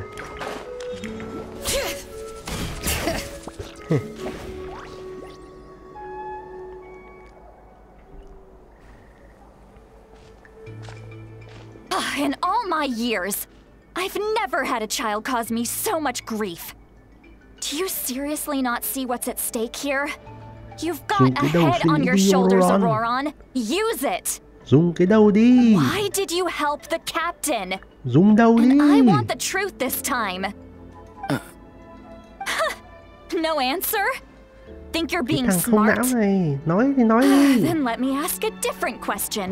What does the captain want? What is his purpose in Natlan? Really? You're just going to stonewall me? Có vẻ Auroron không có ý định trả lời. Just use your brain for a Dùng second. não đi thằng nhóc. What do you possibly stand to gain by Use helping your the brain. captain? Only endless trouble Use it. awaits you and everyone in the tribe. Đây là Mr. Invisible. You've always been a good kid. Why would you throw that all away now? If you're worried about something, just talk to me. Còn đây là Granny would much rather we had a conversation instead of constantly clashing like this. Omi-man. Why is he staring at us all of Giờ a chuyển sudden? tên bà thành I'm sorry that you have to hear all Omi this. Citlali. Đúng là có chút bối rối thật. It's like going to visit a friend at his house, only to suddenly hear your friend berating a naughty Mình đang Saurian. mắng Sauron cái gì vậy? Well, that's an oddly Yeah. specific analogy. Wait, did one of your friends really do that? Yes. And every time my friend scolded his Saurians, they would look at me the same way you're looking at me now. Helpless and embarrassed. Wait, but you're the one getting your head chewed off. Stop making this about us! Indeed, you've got a point. Then please just hang in there for a little while longer. Granny Oh? You dare gossip between yourselves instead of listening to me? You... Sorry, Granny. Sorry, Granny. Sorry, sir. Sorry, Granny. Sorry, Granny. Sorry, Granny. Nỗi You nhà. know what? Qua Fine. đi mà. I'm perfectly aware that everything I say goes in Sorry. one ear and out the other. You're all Nỗi grown up nhà. now, so why would you listen to an old hag like me? You say all the right things, but then you go and completely ignore me. Well, if that's how you're going to treat me, you can stop sending Aoife over to my place to deliver your stupid vegetables. I don't need... Who's Aoife? A delivery person? Hư thân mất hết. That's irrelevant. The point is, he hangs out with this kid, so he must be no good. You kids get to a certain age and suddenly act like you know it all. There's nothing I can say to get through to you. Auroron, if you're still thinking about that so-called duty, then please, just forget about it. The ley lines did not fall to this state because of you. And we've long closed the book on that incident. Seems they've started talking about some kind of tribal Thằng yêu thích history. à? I'm Là not cái gì starting vậy? to get lost. That's not it, Granny. Giọng nói này có chút kỳ lạ. I Là know sao? you tend to get down on yourself when you're upset, but I can tell I really hurt you this time. All I can say is I'm sorry. Khi nói mà. His voice. Auroron! Ủa? Where have you gone? Ủa? It sounds like he's Ảo giác somewhere à? super far away, but isn't he right here in front of us? I'm Ủa, really ảo giác à? sorry. It's up to all of us to do everything we can to save Natlan. So I've got to go. Ủa? Cái gì vậy? Teleport à? Cái gì vậy? Ảo Get giác à? back here this instant! Auroron! What is this? Powder from plant spores? Is that the trick he used? Không phải What Kagebushi just no happened? Jutsu. How was he able to suddenly get so far away like that? Phân thân chi thuật. It's a trick of Ninja làng his. lá. If you grind spores into a powder and spray it in the air, it can be manipulated to create an illusion. Vậy à? He pulled it off flawlessly. He must have put a lot of time into perfecting it. Don't tell me that's how he's been Oh, hunting yeah. in the fields these days. Little brat. Little That's brat. it. The next time we meet, Đánh I'm quay chân. definitely going to break his legs. Đánh gãy chân rồi đi. That's a Giết. little extreme. Đấm vỡ mặt rồi đi. Still, why Đâm ba does he thằng feel like he Auroron. needs to run from us? If his goal is also to protect Natlan, then can't we work together? Hơn nữa anh ta không định nói rõ ràng. I'm sorry for interrupting your conversation with them earlier. But even if you'd been able to hear them out, There's no guarantee you would have gained anything substantial. Mà ít ra tôi nghe được đấy. Auroron probably did everything he could to get away because he knew I'd get the truth out of him sooner or later. Oh, that brat. Thật là... I swear. Capitano chắc đã có một kế hoạch quan trọng nào đó. Nếu không thì Auroron cũng sẽ không tiếp tục đi theo hắn ta. Chết. Lại ấy rồi. Gay rồi. Manh mối ở đây đứt đoạn rồi. Mình nên tìm hỏa thần để xác nhận trực tiếp phương án của Capitano hơn. Và lại đam mỹ à? Boy love à? Auroron yêu Capitano à? Sự kiên quyết của Auroron đã khiến Citlali rất thất vọng. Mình phải nghĩ cách an ủi đấy. Ok, về phòng tôi an ủi. Ok, về phòng an ủi nào. We've got quite a long walk back to the city. Let's take our time. It'll give me a moment to figure out how to explain all this. 1001 đêm bắt đầu. Ngày xưa, ở một vương quốc nọ, có một cậu bé tên là Auroron. Cậu ấy có một cây đèn thần. Và mỗi khi sử dụng cây đèn thần đấy, cậu có 3 điều ước. Đầu tiên cậu ước là mình sẽ có cái gì đây? Quay video chưa? Xin chào. Cái chuyện gì tận đây mà mới kể vậy? Do you two have some time? Có, đói quá. Feeling hungry? How about... Oh, right. It's been a while since we last ate. Now that we can relax, Paimon just realized how hungry she is. Then let's go. We can find somewhere to sit down and talk. Ok, cứ để Paimon trả đi. Paimon giàu mà. Có mấy triệu, chục triệu mora. Citlali looks quite down on herself. All right. It's on Paimon this time. What's one meal to the best guide into that? So you can just sit back and enjoy, Citlali. Hey, come on now. You won't even let me take you out for some food and drinks? I just wanted to treat you to a meal. Are you sure? We can save you some Mora. Mora is the least of my concerns. Okay, besides, we're definitely due a meal after all the time we've spent together. Let me get this one. I'm sure. Phú bà Citlali. But Paimon doesn't want you to be sad, Citlali. Nói chấn lên, mạnh mẽ lên. Don't worry. I'm sure a juicy grilled steak will work wonders. Tôi có miếng thịt nướng rất là to đây. Đang chờ Citlali. Citlali cần miếng thịt nướng không? Tôi có sẵn một miếng thịt ở đây này. Một miếng thịt dài, loằng ngoằng. Xin chào. Với tay không đến là cái gì? Cái khỉ đây, với tay không đến cái gì đây? Ba người cùng đi vào quán rượu tìm một chỗ yên tĩnh và sit down. Bạn và Paimon gọi đồ ăn trước với nước trái cây. Citlali gọi vài chai rượu và bắt đầu nốc ở ngực. Đủ tuổi uống rượu chưa? Mà đòi uống rượu đây. Mấy tuổi mà uống rượu đây? Bà này. Do you see two people standing by the door? They look like spitting images of each other. Are they twins? Kém thế. Phải. Được rồi, giờ chúng ta đã có cơ hội dẫn Citlali về phòng nghỉ ngơi. How could that be? I guess my mind isn't as sharp as it used to be. Dẫn Citlali về phòng nghỉ ngơi thôi. Give me another bottle, boss. Do you think she's drunk? Cô ấy không ít mà. There you go, miss. Oh my! It's not every day you get to see Granny Itzli here with some friends. Tại sao là Itzli? Tên cổ à? A huge name for themselves recently. Oh, so you've heard of us?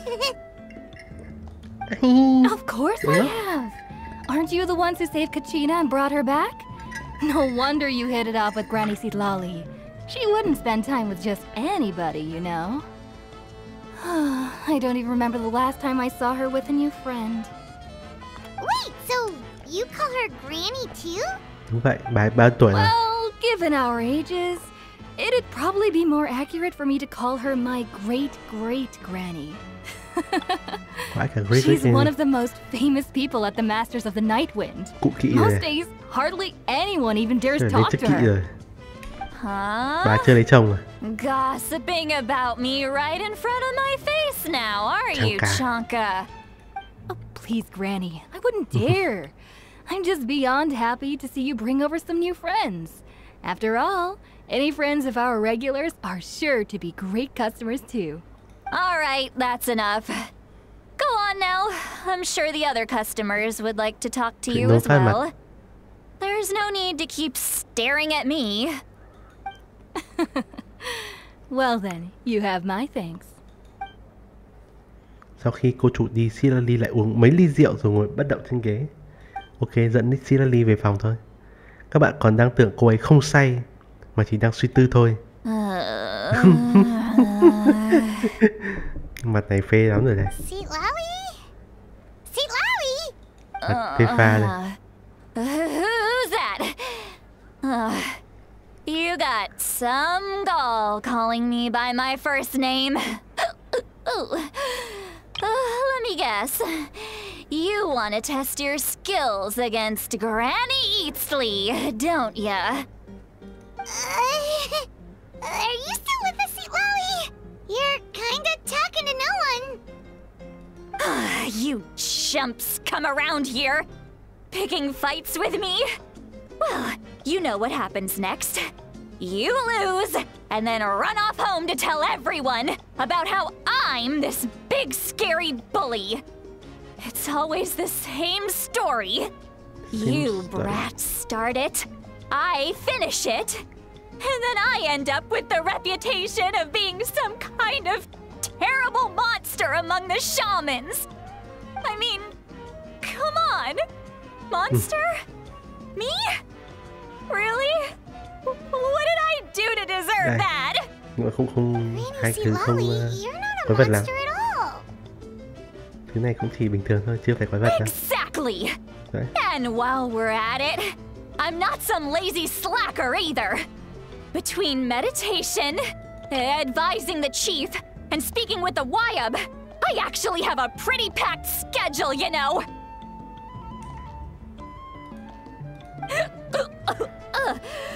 Oh yeah, and I have to mentor all the new kids.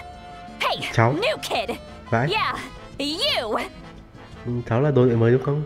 Bà biết cháu bao tuổi không? Dumb. Didn't I teach you how to find phlogiston? You see, I know my stuff. I'm a good teacher. You tell him. Arigato sensei. That's more like it. About dang time someone showed me a little respect. Yeah, Granny's a hard worker, all right. Bà về phòng đi, cháu dẫn bà về phòng. Bà ngủ rồi, bà ngủ trên ghế rồi. Bà ngủ trên ghế rồi thì dẫn bà về phòng thôi. Về phòng làm gì bà thì làm. Ngủ không nhắm mắt rồi. Đấy chưa? Behind this pitch black curtain, a chapter of hatred reveals itself. Behind the smoke, the lingering smoke. She's meditating again. She does this whenever she's had a few too many drinks. Her mind's actually racing at this point. It's quite the opposite of sleep. Phải uống say mới tiên tri được à? Is this another specialty of the Masters of the Night Wind? No, I'd say it's an ability that's unique to Citlali herself. While she can easily pick up everyone else's skills and tricks, few have been able to master hers. Warning, warning. Red, the color of danger, has now arisen within that pair of eyes. Sợ thế. Huh? Ủa. Tiên tri, nhà tiên tri vũ trụ. Paimon? Ủa, bà với tiên tri cái gì vậy? Thôi tôi lên bàn. Xin vĩnh biệt. Hang on, just keep it in. Phew. Okay, it's passed. That was a mới phát vậy. You had Paimon worried. Paimon really thought you were about to barf all over the table just now. Cứu thịt, cứu bánh. How embarrassing. I'm sorry you had to see me like that. That's never happened before, I swear. I've never thrown up. not once. Are you feeling okay? Wanna take a Bà quick có ổn walk không? and get some fresh air? There's Bà có so ổn much không that hả I want bà? to say, but Bà ơi, bà cháu yêu bà lắm. I can't. Tóc bà tím. Bà tím như... Of course you can. Just say whatever's on your mind. Tím như gì? Please, Paimon, it's not as simple as you think. We've only known each other for a few Ủa, days, right? Bà tên chi phát bà tỉnh What luôn. would you think of Bà me không if I were xanh to nữa. start dumping all of my complaints on you after we've only just met? Oh, Không sao Paimon đâu. gets it. You're hoping that we wouldn't think less Chúng of ta you no là matter what những you're nhà about to say. lắng nghe chuyên nghiệp. No, Để that biết wasn't cốt my truyện point của at all. nhân vật. Seriously, don't you youngsters know anything about shame? I'm talking Bà about thú vị shame. này, chắc là cháu phải I've rô lived bà all rồi. these years and still can't get rid of it. Surely you know the feeling too? Tưởng đây là tuyến truyện ma thần, hóa ra là đây là tuyến truyện nhân vật của bà Citlali. Nhưng này Hả? nói ra luôn nhé. Tell me what? Cháu yêu bà lắm. This is as good a time as any. Bà ơi bà, cháu yêu bà lắm. Được rồi Citlali, xin hãy bình tĩnh nghe tôi nói. Bạn một ta... Ủa là sao? Hôm đó Citlali dùng phép thuật chia sẻ một phần khả năng cảm quan cho bạn và Paimon. Giúp phụ bạn có thể tạm thời nghe thấy suy nghĩ trong lòng cô ấy. Thôi xong. So, you heard. Đúng, tôi đã You nghe được heard tiếng lòng my- của bà. It's okay, Citlali. You had every right to complain about those things. I can't take it anymore! Why do these things happen to me? Hearing me mumble under my breath is one thing, but hearing what I mumble in my own head? That's too much! It's just like when you're rolling on the floor in your pajamas, but you forget to lock the door, and someone bursts in to deliver cabbages and Không có sees the đồ whole thing. mặc trên người. So that, happens to you a Vậy, lot. không mặc gì trên người mà không phải đồ ngủ. It happens to people in general, okay? Ồ, 200 tuổi. Doesn't matter if you're 200 years old or 1,000 years old. Bà 200 tuổi này. Everyone rolls around in their pajamas sometimes. I was just Vậy cái- picking mặc đồ something ngủ. generic. Nghĩ ra có mặc đồ ngủ, tôi tưởng là không mặc gì. Cô không sao chứ? Trông cô vẻ mất cảm xúc luôn rồi. Take a walk with me. I have things to share with you. Không cảm xúc, Looks like she's completely given up. tuyệt vọng Like rồi. those criminals who just confess everything and accept their fate. Ok, đừng để cô ấy làm chuyện này rồi. Đi đâu đây? Ra đây à? Bà ra đây làm gì vậy?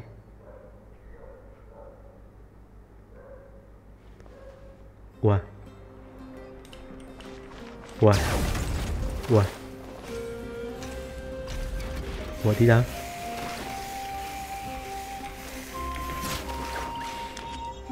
Ủa? Well, Ủa đẹp phết. great view, right? I love coming here by myself. Wow, Nhìn it's cảnh đẹp vậy. beautiful. Thank you for leading us to here. You're making me want to cry. Ok, bà khóc đi. Oh no. Bà hết say rồi. What do we do? Please don't cry. Không sao, bà khóc cho I quen was an đi. expression, okay? A figure of speech. I'm just... embarrassed. Here you are thanking me. Even after you helped me all this time. Let's just have a casual conversation. It's easiest that way. Really? You don't seem like the kind of person who keeps things casual. Well, I guess I used to be more of a stickler for the rules. Bây giờ best And you're waifu right. Natlan rồi. I don't usually open up to the people of my tribe like this. I'm just an eccentric old hag to them. That story's been passed down so long. It might as well be true. But you're just a regular person. The kids of my tribe would have a heart attack if they heard you say that. Granny Eatsley is a powerful figure. Be careful around her. Ok. Well, you are powerful. Sợ quá. Are they afraid of you? Some are. Others are mad I always come out on top.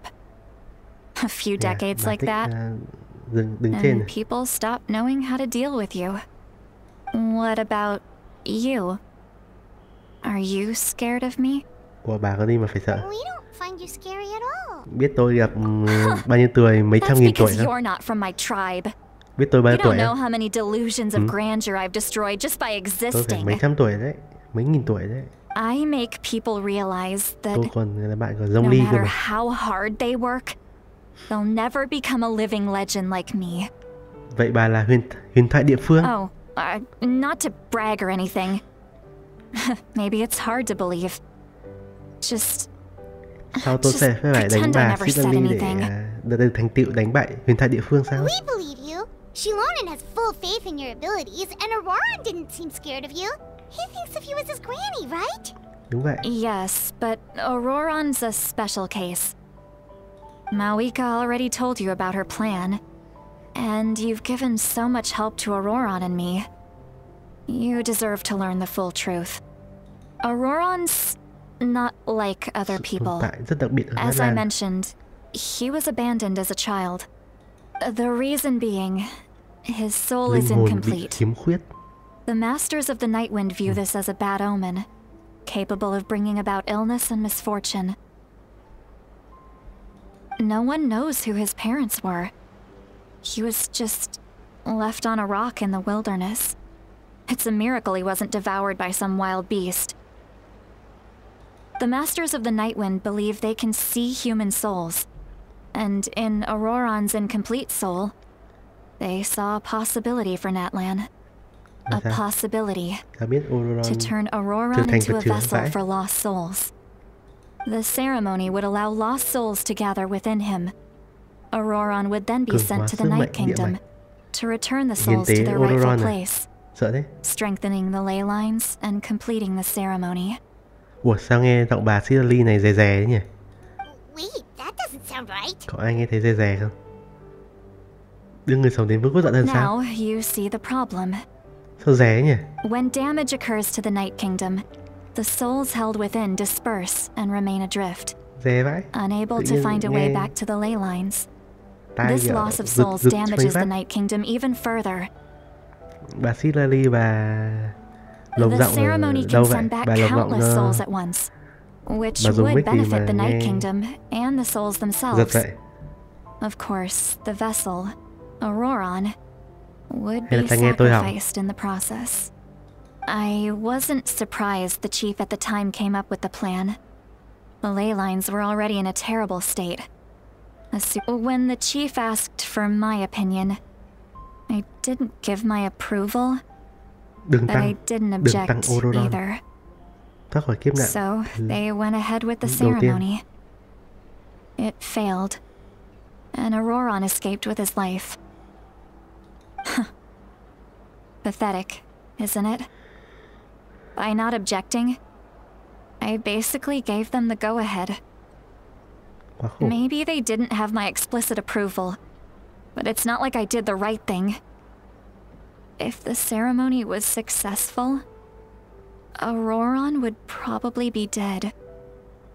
Of course, in my tribe, death is rarely something to fear. But what kind of message would we Tự be nhiên đứng sending lên by vậy. sentencing a newborn to death? Tại sao phải đứng lên? By Tại sao lại đứng using a lên theo bà human Citlali? life as a tool? Tại sao tôi không ngồi xuống? It's not right. So, when I learned the ceremony had failed, Ok. I was ashamed by my inaction and Giết Auroran thì absolutely giờ relieved by the đã... result. Thì chương sau chúng ta chỉ có một The nhân vật chơi plan được was là never a Chaska thôi. secret. Or, I guess I should say, there was no point to keeping it a secret. A simple investigation from Auroran would reveal everything. Everyone thought he would be happy he survived, and he never really said anything to the contrary. But just as I was about to put all of it behind me, he asks this question.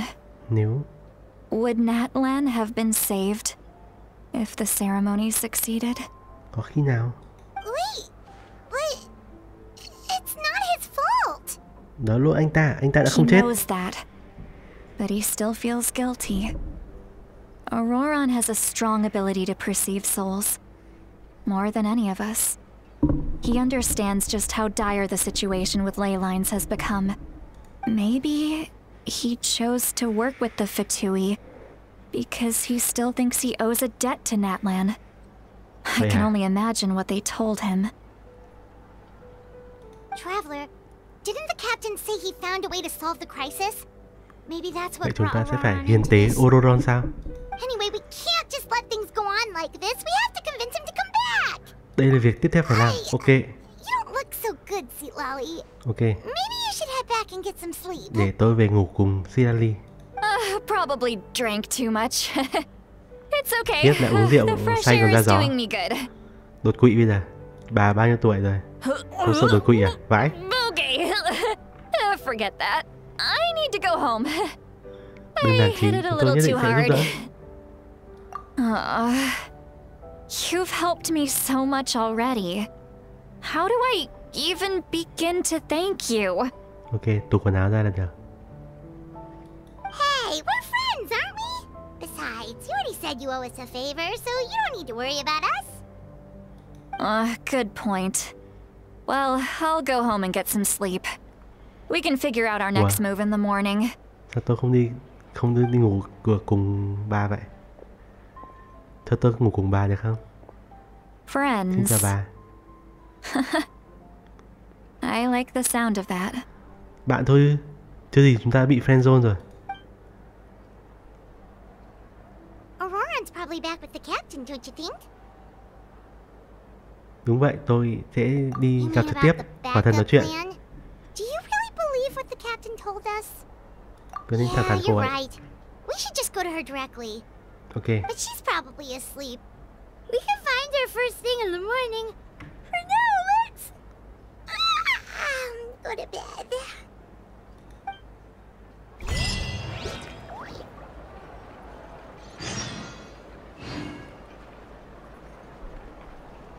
Ngủ thôi, về nhà trọ nghỉ ngơi thôi.